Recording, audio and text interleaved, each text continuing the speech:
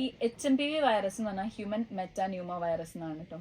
അപ്പൊ അത് പണ്ട് മുതലേ മീൻസ് 2001 മുതലേ ശരിക്കും ഇവിടെ പ്രിവാലന്റ് ആയിട്ടുള്ള ഒരു വൈറസ് ആണുള്ളത്.